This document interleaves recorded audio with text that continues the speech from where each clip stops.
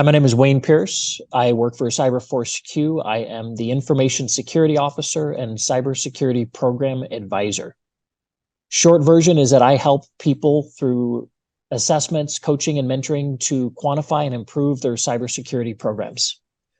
I'm here today with Eric Eder, our founder, and we're going to be talking about cyber liability insurance. Hi, welcome all. My name is Eric. I'm the founder of CyberForce Q.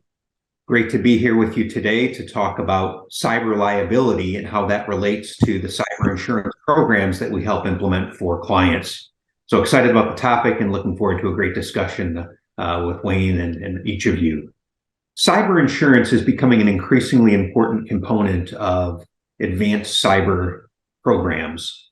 And the reason why it's such an important component is because cyber attacks, while frequent, often can have massive impact on organizations. For some organizations, it can loss limit out policies very quickly. For other organizations, it can potentially damage them to the point where they can no longer function as an ongoing business concern. As a result, we know that both cyber insurance as well as a good cyber management program, the type that Wayne had mentioned earlier today, are so important to work in tandem in your organization. One of the observations I've had around cyber insurance and why I think it's a bigger topic now, besides the nature of the business, is, and it dawned on me, it's very similar to third-party risk. And that you have an external group trying to assess the security of an organization they don't control. It's a single snapshot in time when you're typically looking at the organization. You have to figure out the right questions to ask to infer what the future liability and risk of that organization is, while not being so burdensome that you put people off and they're unwilling to participate. And in both of these, you have situations where people go through the process, they rubber stamp it, they just get it done, and then go back to their regular jobs without having a process or having an effective process that improves their security by virtue of doing it. It's this detour I take in my regular work, and then I get back to my regular job. So culturally, I think it's in that same bucket. We're seeing a lot of those same problems where the rubber stamping isn't working. Never did, but it's more obvious it isn't working. And with cyber insurance, somebody has to pay whenever it doesn't work. So there's certainly a vested interest in trying to improve this, but it's a lot of the same challenges that we have on third-party risk. Wayne, how can organizations bring those timelines more closely together? And what I'm referring to is, it seems that in so many organizations, and I've had this experience personally, when addressing insurance, we address it once a year. When addressing our cyber management program, we address it once a week, for example. It gets frequent focus. How can organizations bring those timelines closer together? I think a lot of it is it's integrating it with your regular operations. You know, we've talked previously outside of this about the 3 phases of insurance: underwriting, loss prevention, and loss mitigation. Most of the work happens on the underwriting, typically, unless there's a breach or an incident, and then loss mitigation kicks in. But it's during that loss prevention phase where people go back to doing their typical IT work.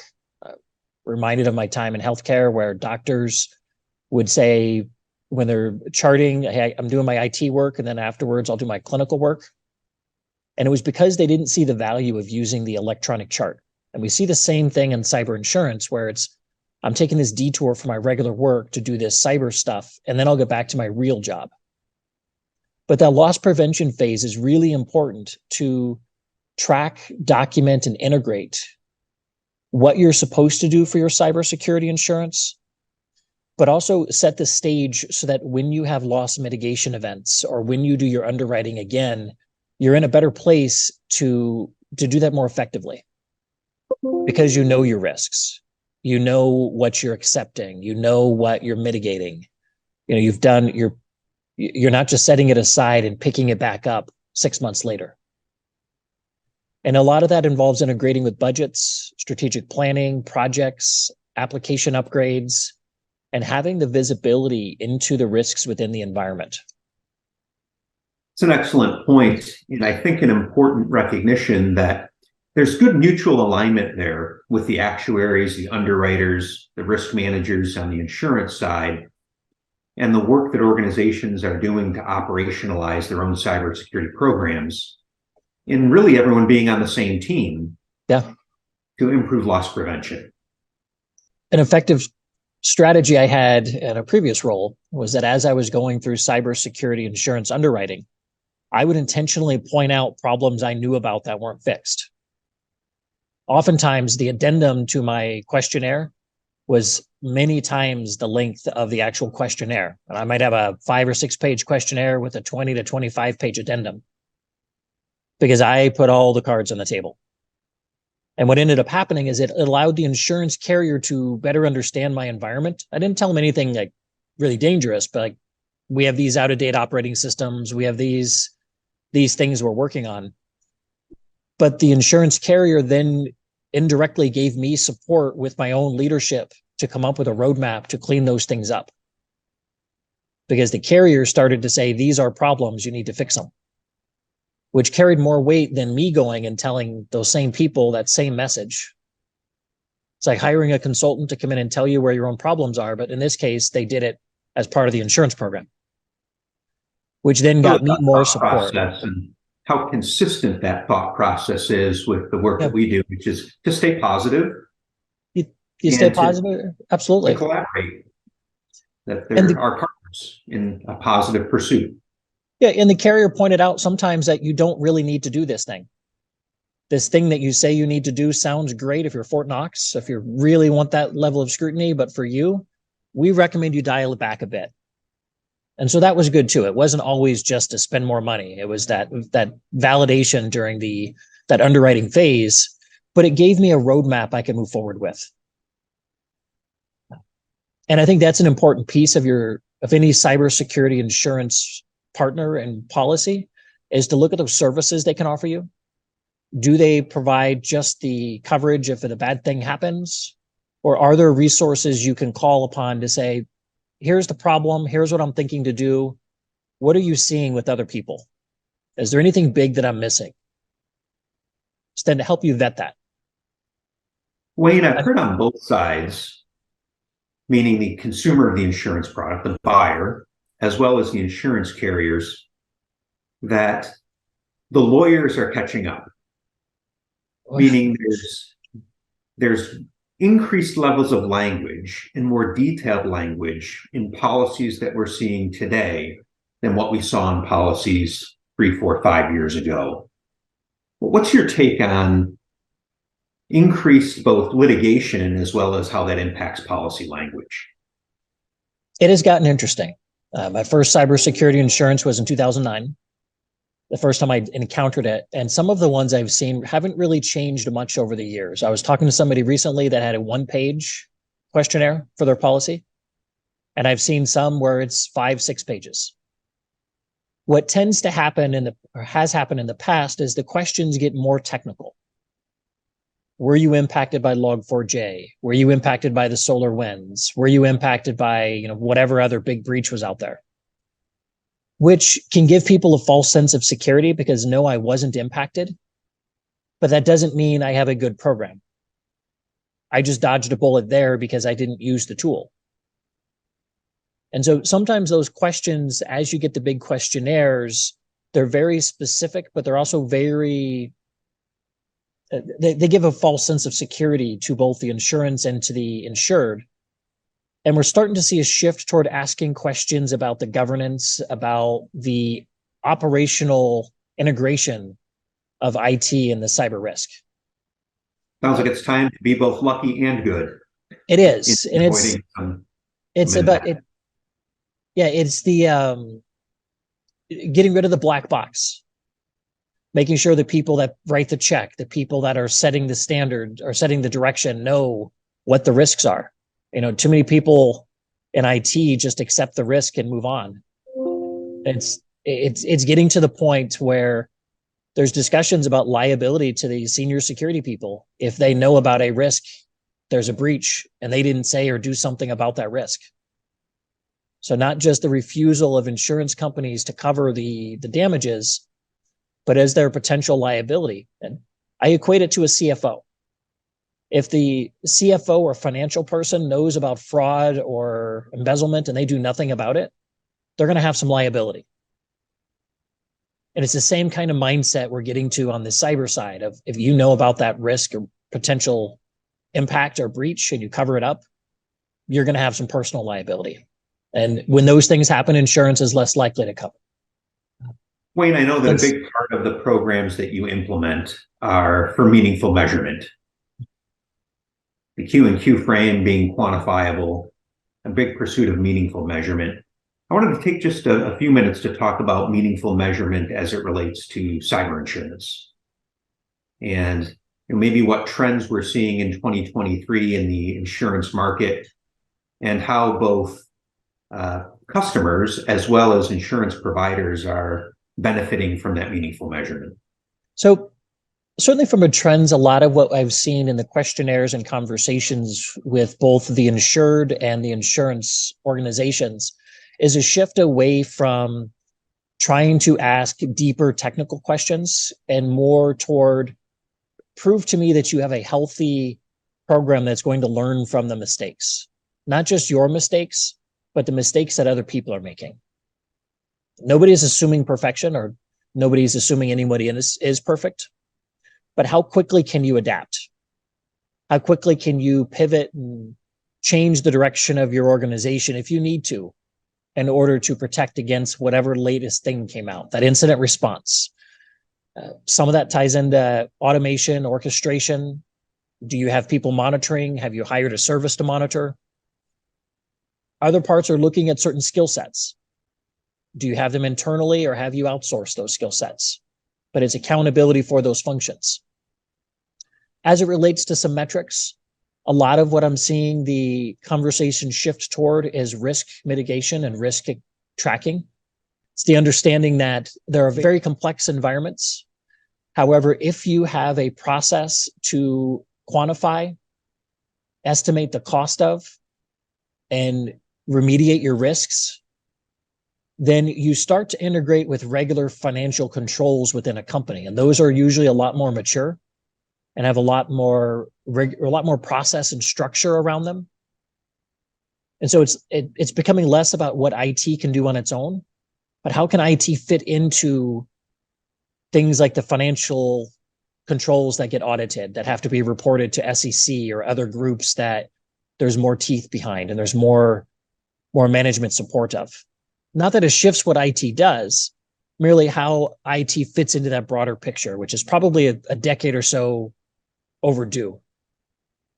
As IT integrates more with finance and risk management, with a greater focus on both loss prevention and loss mitigation to minimize loss to a practical extent, what do you see ultimately in terms of cyber insurance markets? And do you view that we're in a cycle where they begin to soften, or are they destined to remain hard for some period of time? I think they're going to remain hard for a period of time. If they soften, I don't see that happening in the near future. I do think it will soften some when we get to the point where there's more structure and things, it's more programmatic. Although I doubt that will ever truly happen. The days of PKI are, a lot of wishful thinking in that regard.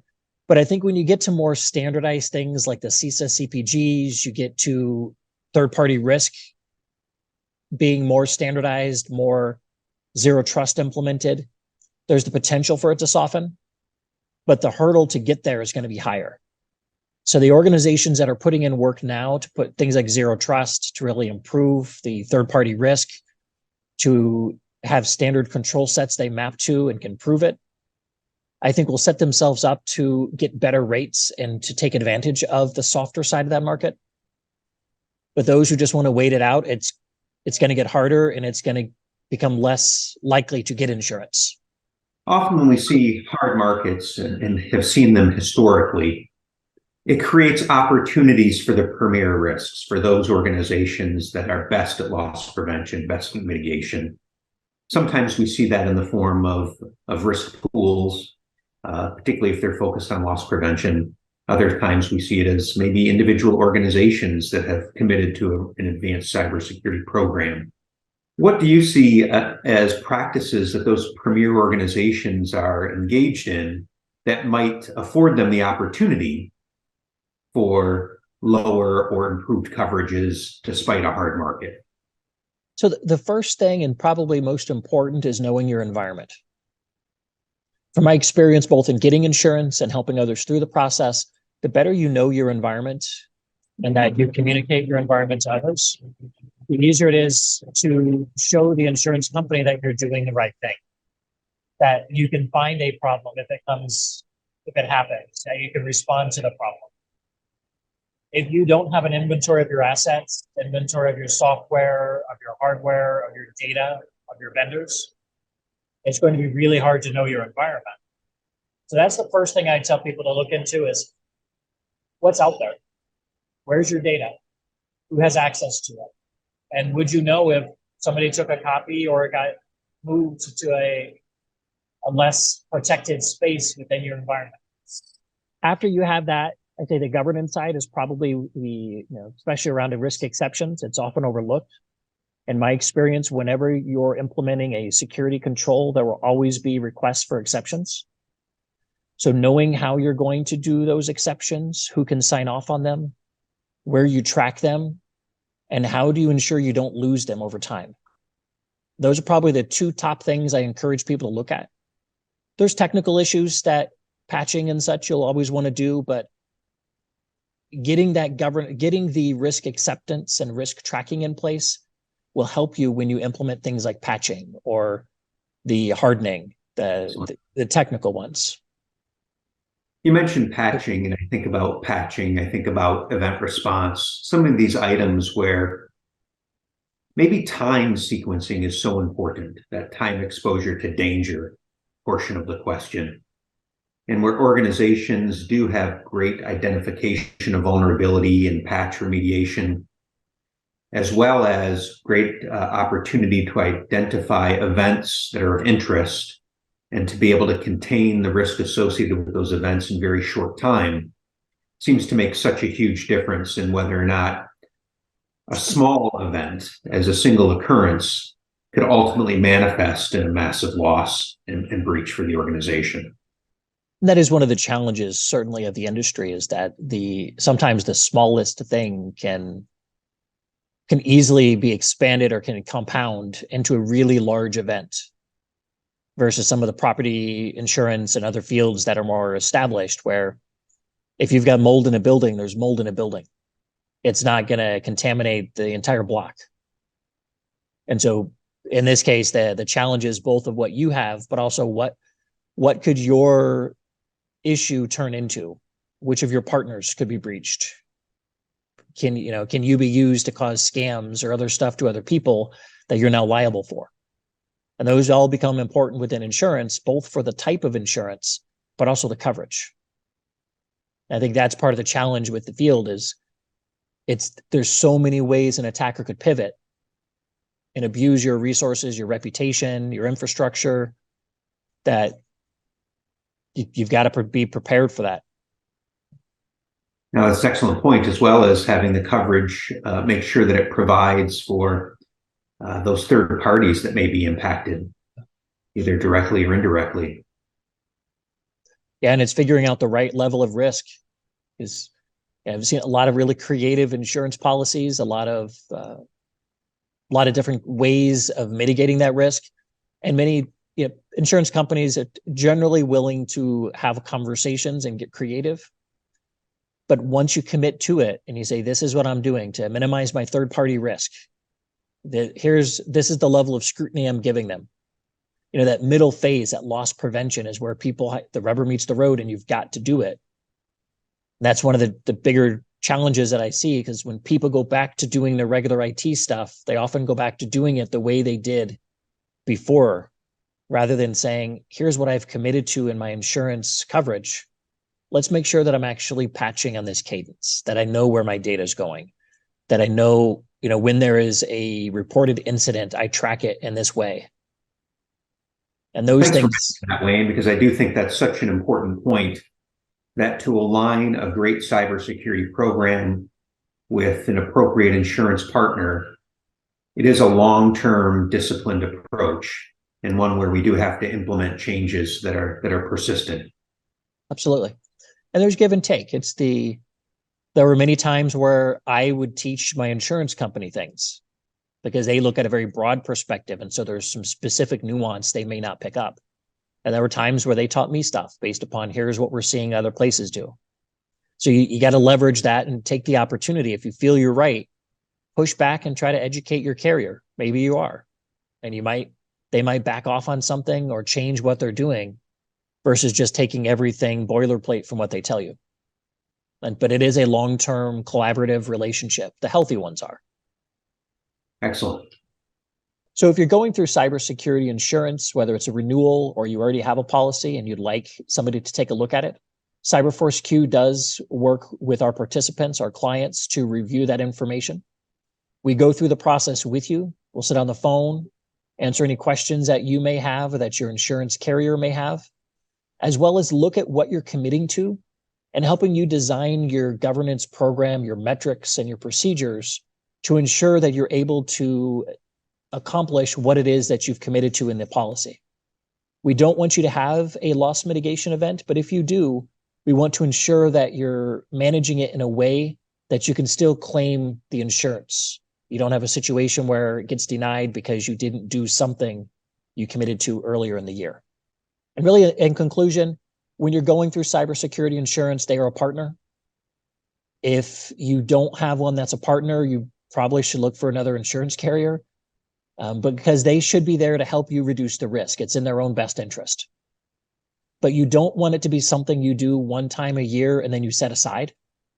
It's a tool like any other tool. You need to leverage it properly, get the value out of it for the effort you're putting in, and then see how you can use that to set the stage for the next things that you need to do, whether it's your strategic planning, your budgeting, or improving things like your incident response and application management.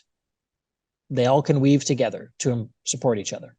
Agreed. And in that good partnership and risk management approach, what I noticed was such a difference is when I started to share the idea with the insurance company that we're on a long-term path together. So we want you to understand our cybersecurity program, and we want to map out so we're a couple of years in advance rather than just waiting for that questionnaire to come once a year. Because that questionnaire is often static in nature, and what we're really looking for is something that's more dynamic. And good partners, I think, on the brokerage side, on the insurance pool side, as well as on traditional carriers, they really are receptive to a more dynamic conversation and continuous conversation than just that one-time renewal event. All right. Well, thank you for joining us today. It has been a blast. Certainly, if you have any questions as a follow-up to this video, please shoot us an email and we will do our best to get you to post a reply or to get some answers out. Thank you. Thanks all.